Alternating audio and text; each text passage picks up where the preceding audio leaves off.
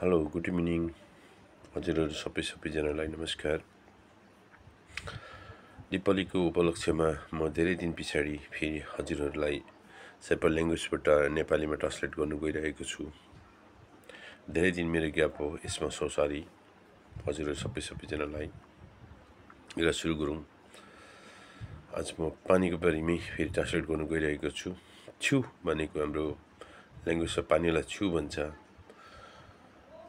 छु सेनी ज्याकोपाई भन्यो भने पानी थापेर राखेको छ।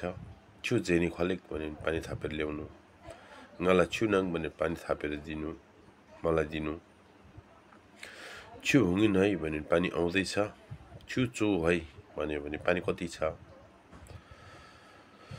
छु चेकनाङ भने पानी अलिक दिनु।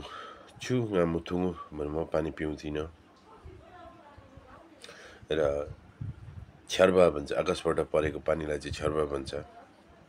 जति हामी पिउने पानी छ यसलाई चाहिँ छु भन्छ। खोलाको पानीलाई चाहिँ फेरि जुङ भने चाहिँ खोलाको पानीलाई खोलालाई चाहिँ जुङ भन्छ हाम्रो शेर्पा ल्याङ्ग्वेजबाट। छु सेनी ज्याको पतके भने पानी थापेर राखेको छ कि। चो बेला यो छु कति बेला आउँछ पानी।